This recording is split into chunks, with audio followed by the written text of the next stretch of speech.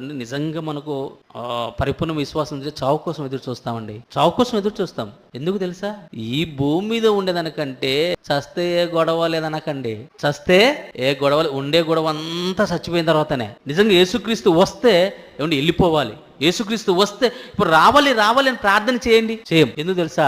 అసలుకు చావు రావాలి అని ప్రార్థన చేయండి, చేయం. ఒకవేళ చావు బ్రతుకులు ఉంటే ప్రార్థన చేయండి అని రిక్వెస్ట్ పెడతాం. ఎందుకు? మనం దేవుని కోసము ఏమంటే చేసింది లేదు, దేవుని పైన అంత విశ్వాసము లేదు. పౌలు గారు బ్రతుకున్నది అనుకో, క్రీస్తు కోసం బ్రతుకు, చచ్చిపోతే లాభం ఎందుకన్నాడు? ఆయనకు అంత విశ్వాసం ఉంది.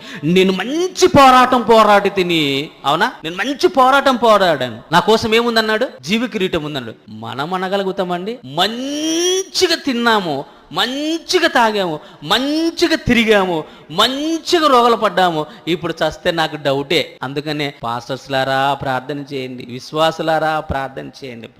ఇక్కడుంటే బాగుంటుందా, పరదేశీలు ఉంటే బాగుంటుందా?